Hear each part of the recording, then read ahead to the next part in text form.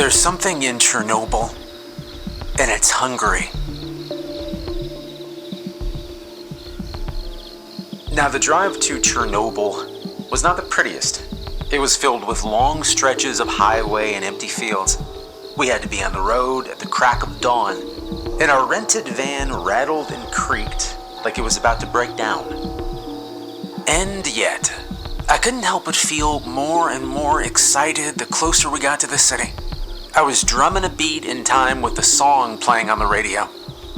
Anything to keep me occupied. In my opinion, we just couldn't get there fast enough.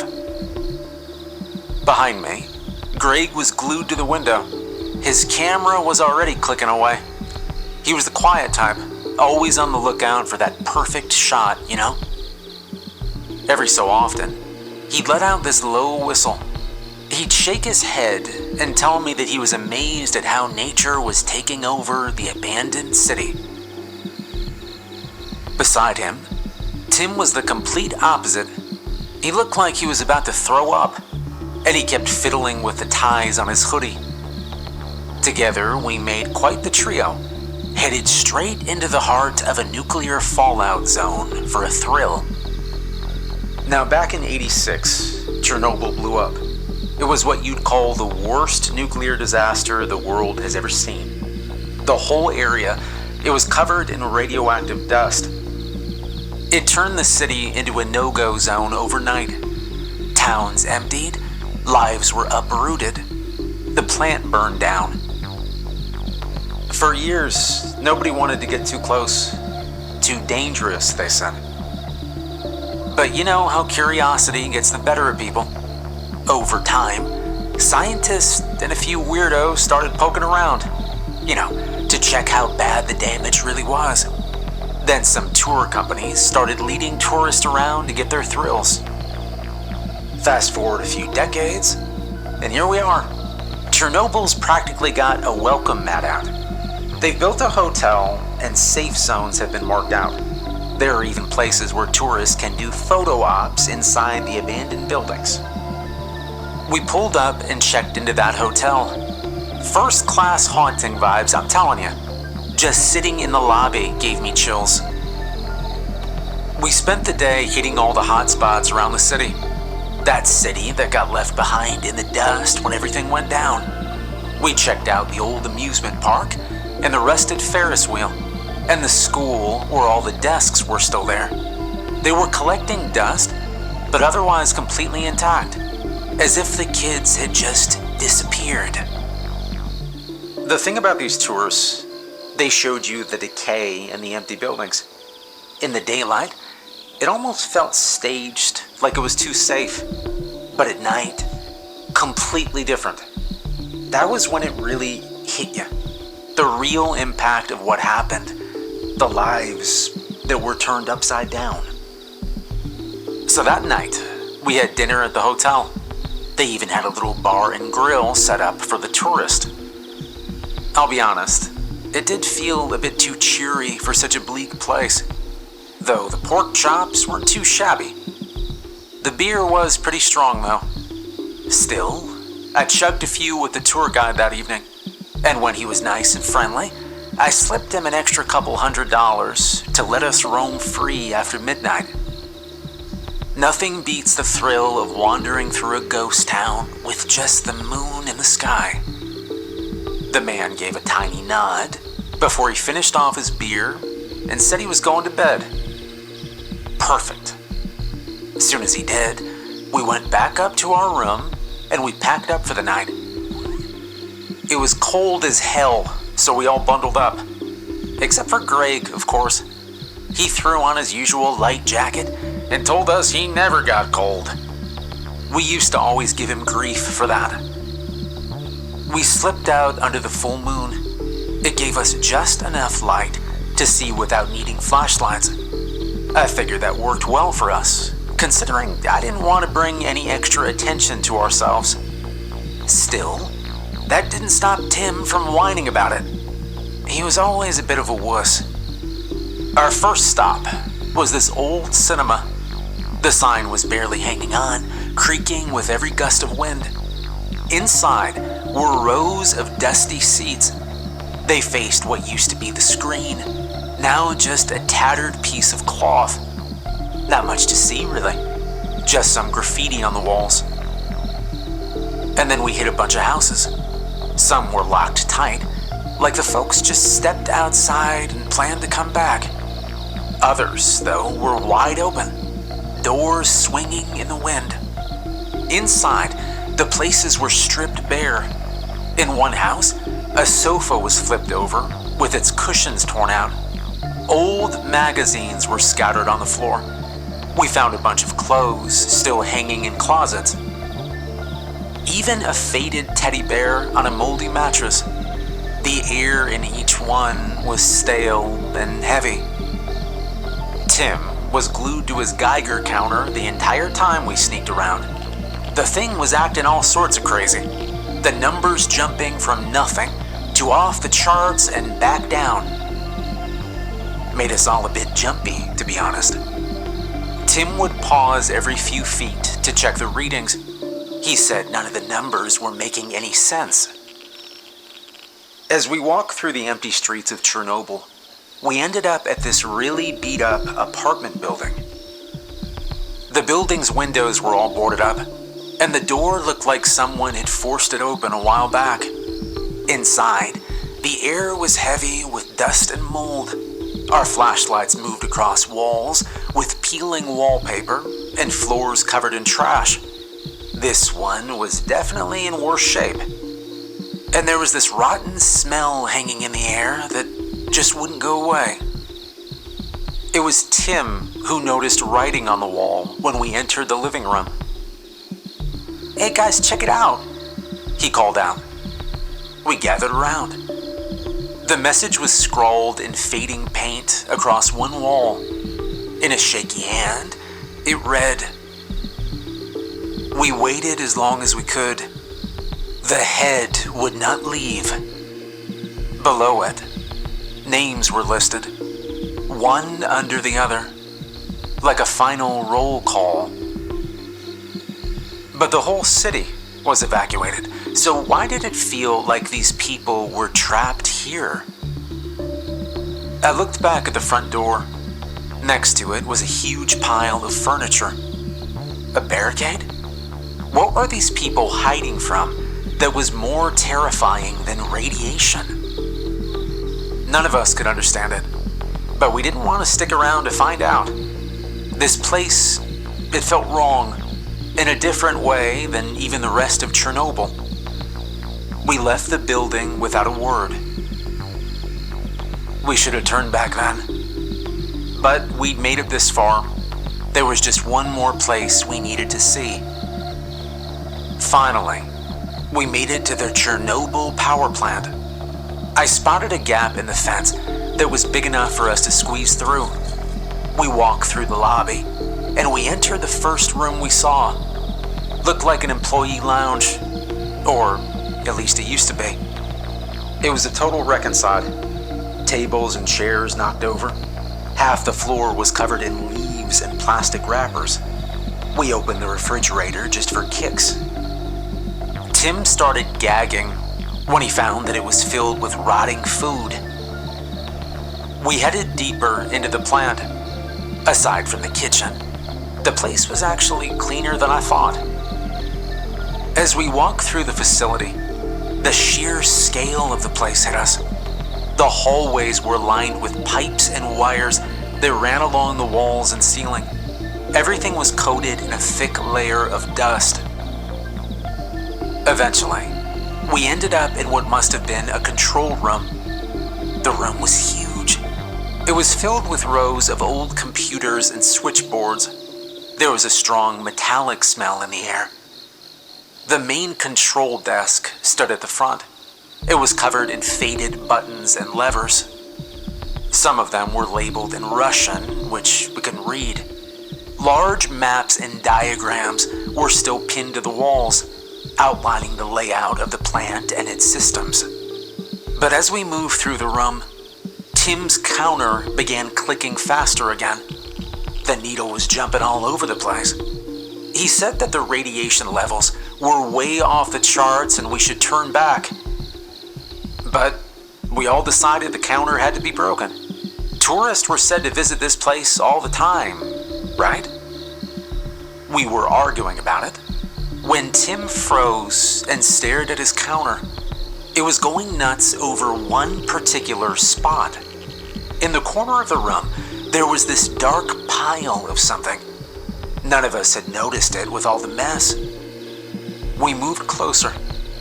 I clicked on my flashlight, aiming it right at the pile. I wish I hadn't. It was a heap of dead rats, all dried up and mummified, like some sort of deformed statue. Their little bodies were all tangled up in each other, mouths wide open. And that was our cue to get out. We left the room, watching out for any other surprises in our way. As we were heading out of the power plant, Tim's Geiger counter suddenly started ticking faster. The clicks were growing more urgent. It was coming from a room just off the main hallway. The door cracked open very slightly. Curiosity got the better of us, and we peeked inside. There, in the middle of the room, was a shriveled up corpse. The body's eyes were sunken deep into its skull. The skin was dry and tight, like it'd been mummified. But the strangest part was the clothes it was wearing. The clothes were tattered and worn, but clearly from this century. It was even wearing a watch that looked a lot like Greg's. On the wall was a final message. It said, "The head is here." You know, it could be a drifter who got lost and died in here, I said, trying to make sense of it. Tim, still holding the counter, looked more anxious. "The radiation levels are really high around this body," he said. The counter's clicking was like a rapid-fire alarm now. He looked at us, clearly worried. Look, we need to go now," he said. That got us to move. We all nodded. Without another word, we turned and hurried out of the room. We got outside, but I couldn't stop thinking about the body. And then we heard something. It was this whining noise coming from behind me, and I saw a dog through one of the windows scratching at the door. Tim was standing a few feet back, checking his Geiger counter. It was going crazy again. There had to be high levels of radiation coming from that spot. But I couldn't stand seeing the dog like that. So I went over and I opened the door. That dog didn't wait a second. He bolted straight out of there as soon as I opened it. I watched it disappear before turning back to the house. The inside of the room was pretty bare. There was some trash piled up in the middle and a safe in the corner. Greg wanted to take a closer look before we left. He was stepping over the pile when he suddenly jumped back. Something bit me," he said. Me and Tim rushed over, and stuck on top of his shoe was what looked like a deflated balloon. It was weird, just hanging there. He tried to shake it off, kicking his leg out, but the thing wouldn't budge. Greg was freaking out, saying he felt something nipping at his leg through his pants. God, it's like ants," he said. I got closer to see what the deal was with that weird balloon thing on his shoe. It was flopping around as Greg tried to shake it off. I noticed it wasn't just moving. It almost looked like it pulsed, like it had a heartbeat. Greg winced when he grabbed to remove it. It was stuck. It's biting harder now. God, it's really starting to hurt, dude, he said. He stumbled back, stepping out into the open space outside the house. The thing on his leg started pulsing faster. Greg was panicking now, his face twisted in pain. God, Doug, you gotta get this thing off me, man. God, what the hell is this? He said, hopping on one foot, trying to avoid putting weight on the leg with that thing attached to it. I grabbed at it, and I gave it a solid yank, but that only made Greg scream louder.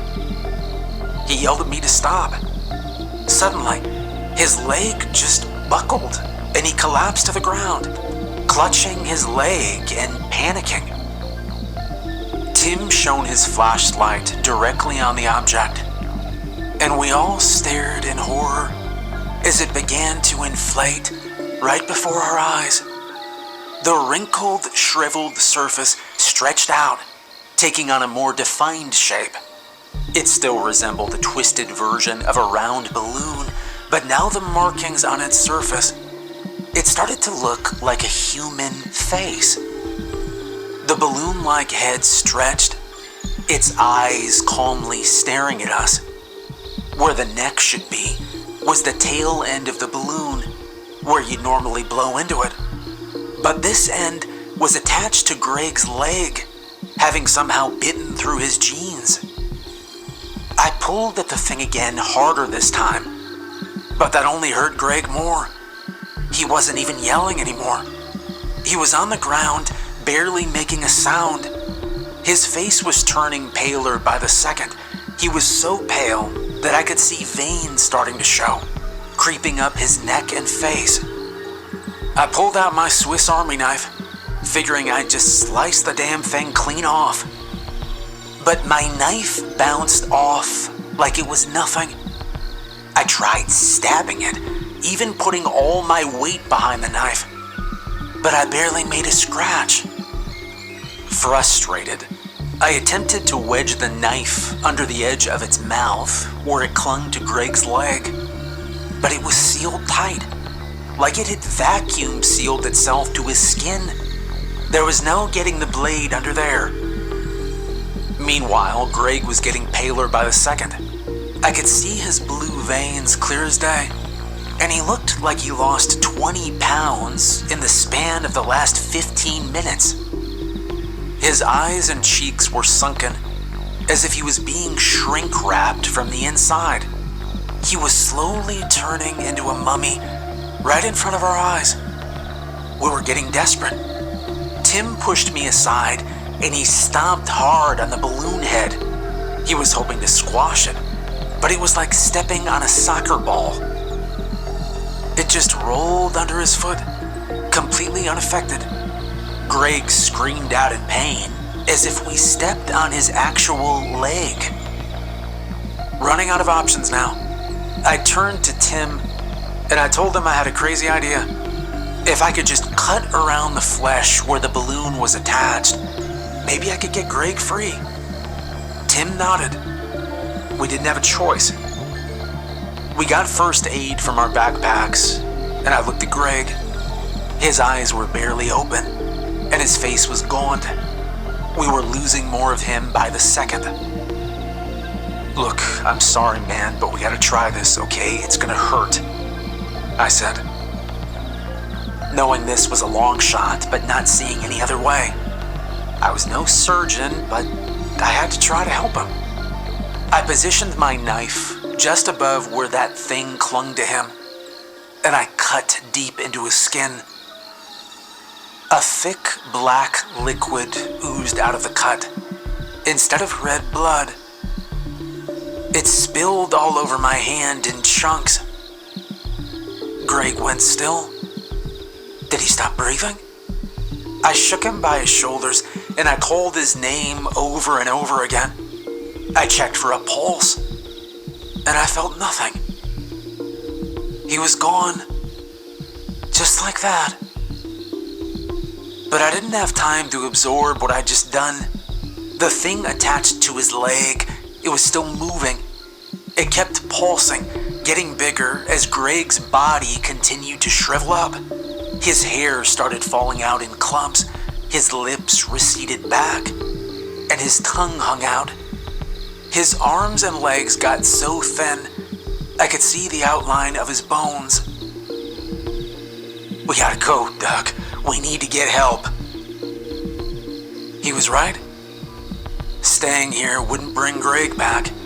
And that thing on his leg, it was going to stop feeding soon. I took one last look at Greg, or what was left of him, and I nodded at Tim. We turned and ran.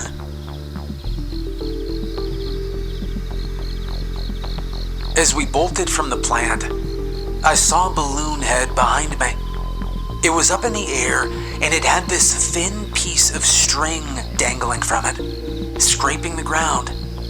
There wasn't any wind, but it was moving very fast towards us. We were running at full speed, but it looked like it was gaining on us.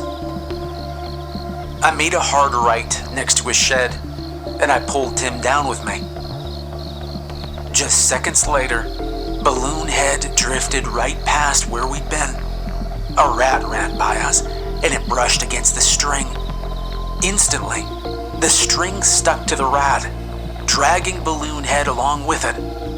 It freaked out, trying to gnaw the string off, but it was no use. And then another string dropped down from Balloon Head, and it grabbed onto a rat. The poor thing started freaking out, running in circles trying to get away. As it twisted and turned, Balloon Head's face was spinning slowly, and when it came around, I saw it. The face on the balloon, it wasn't just any face.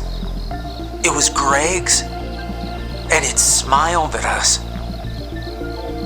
As that rat moved around trying to break free, the monster lowered itself right onto it.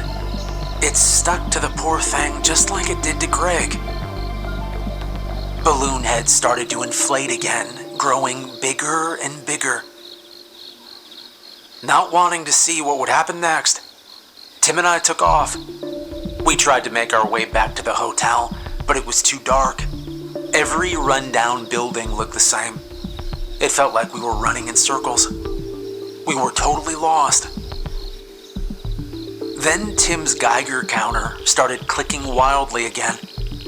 We froze and looked around. There it was, Balloon Head, right behind us. It was even bigger now, about the size of a yoga ball, and it was still growing. Seeing it that close and that big, we knew we couldn't just walk away. We had to run. We turned on our heels and sprinted, not caring about the noise we made or whether we were going the right way. Tim and I ducked into the nearest building for cover. It was this old maintenance facility that looked like it hadn't been touched in ages. Inside, the air was thick with dust, and every step kicked up a small cloud of it. The first few rooms, we passed a series of offices. There was a desk cluttered with yellowed papers, and rusting filing cabinets stood open. Everything was covered in a layer of dirt. We moved deeper in, and we found storage rooms crammed with old tools and parts. Tim's Geiger counter was going off the whole time, ticking away and reminding us just how much radiation was here. And then it started beeping faster, and we knew the creature wasn't far off. Behind us, I saw its shadow moving down one of the corridors. In a snap decision, I tossed the Geiger counter into one of the office rooms. The last thing we needed was for that thing to hear us because of the noise. I grabbed Tim's arm and I pulled him into another storage room. I shut the door and I motioned for him to keep quiet. I didn't know if that thing could even hear or see us, but I did not want to find out. The room was packed with old gas masks and protective suits hanging from hooks on the walls. The only window in the room was the one that looked back out into the hallway. We watched through the window, and we prayed the monster would pass us by. We saw it float down the hallway until it got to the window of the room where we were hiding, and it just stopped there, bobbing from side to side. We could still see Greg's face on it. He looked peaceful. We weren't sure if it could actually see us or not. Tim and I stood very still, waiting for it to float away. But Balloon Head was not going anywhere. It kept bumping its face against the glass, as if trying to look inside. Tim slid to the side of the room, and Balloon Head followed him. He paused before grabbing a helmet and chucking it across the room. The monster didn't move from the window. In fact, it didn't react to the noise at all. "What are you doing?" I whispered. Whatever he was doing was gonna get us killed. "I think it's attracted to heat.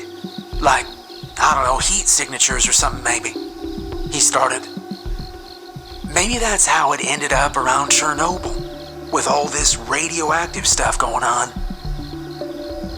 You think the tour companies know about things like this?" I didn't know how to answer that, but I was reminded of a few articles I'd read before our trip. Tourists had gone missing over the last couple years. Nothing serious enough to alert authorities, but enough to keep the local tour guides on their toes. Tim slid back next to me, and sure enough, Balloon Head tracked his every move. It floated closer. Tim dug through his backpack, and he pulled out a thermos, unscrewing the cap. "All right, I'm gonna try something. Watch this," he said, as he threw coffee across the room. Balloon Head turned, and it followed the coffee. It hovered over the spot before turning back to us. And that got us thinking, maybe this thing was drawn to heat. Tim looked over at me. "Okay, all right, good. We got a way to handle this. If it follows heat, we can use that. We just need to distract it." I nodded. It was a shot, a long shot, but at least we had something to try. "All right, so what's the plan?" I asked. "We heat up something, throw it one way, and we run the other. We keep it chasing the heat while we make a break for it," he explained. It wasn't much of a plan, but it was better than sitting around here waiting to die. Tim and I dug through our backpacks, looking for anything that could produce heat. Luckily, I found heat packs. Better yet, there was still hot coffee in my thermos. We also spotted a full-body protective suit in the corner of the room. Quickly, we grabbed the suit and we stuffed it with random papers lying around, trying to give it some shape. And then we activated the heat packs and we shoved them inside the suit. We tied off the arms and legs to keep everything inside, making sure it would hold together. Once the heat packs felt hot enough, we zipped up the suit and we dragged our makeshift decoy to the door. Balloon Head was hovering near the window, its face pressed against the glass. Just to make sure it would follow the decoy, I poured the rest of the hot coffee over the suit. "All right, you ready?" Tim whispered. "Yeah, on 3. I nodded. 1, 2, 3. We swung the door open, and I threw the decoy as far as I could down the hallway. Balloon Head didn't hesitate. It floated towards the decoy, drawn by the heat. Tim and I bolted out of the room. We ran as fast as we could, not looking back. We hoped the decoy would keep Balloon Head busy enough for us to escape. I ran through the dark corridors of the facility. The adrenaline made my head pound. I escaped out of the building, and I stopped to catch my breath, leaning against the wall. It took a moment for me to realize Tim wasn't with me. I yelled back towards the building. "Tim, you in there?" But there was no response, just silence. I couldn't just leave him behind, so I turned and went back in. "Tim, hey man, where are you?" I called again. As I said his name, I heard a distant cry for help. I followed the sounds, and they led me to an inner courtyard. Tim was there.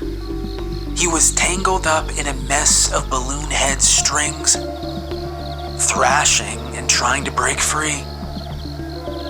He continued to struggle, but he couldn't break free from the thing. I dug through my bag for anything that could help, and I found a flare and lit it.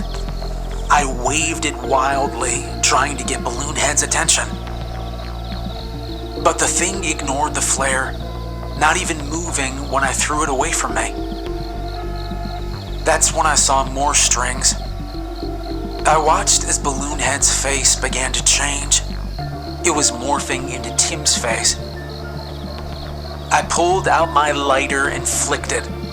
Quickly, I touched the flame to one of the strings. The fire caught instantly, and the thing burned fast. I heard a high-pitched wheezing noise coming from it. Without thinking, I moved in closer, and I aimed a flame right at its face. It shook violently, and then it lifted off the ground, dragging Tim with it. He was still tangled in its strings like a limp puppet. I lunged forward, grabbing at him, trying to pull him down. But Balloon Head made this hissing sound, and it kept floating away. It was moving slower now, with both of us weighing it down though. But it was still rising, pulling both of us off the ground. My feet dangled as I held onto my friend, trying desperately to pull him back. I kept trying to burn through the strings around Tim, using my lighter to burn them away one by one. But it was like fighting a losing battle. Every time I burned one, two more slid out of the thing. We were a few feet off the ground now, and I was clinging to Tim for dear life. And then without warning, the creature made a sharp left turn. The movement slammed me hard. I lost my grip and I fell, crashing to the ground. Dazed, I looked up and I saw Balloon Head drifting away with Tim still in its strings. I stared up at the sky as my best friend floated away from me. I didn't know what to do or where the thing was going. I failed my friends that night, and Tim was never found. So the least I can do is warn everyone. If you ever see a balloon with a face, don't touch it. Don't even go near it. Just run.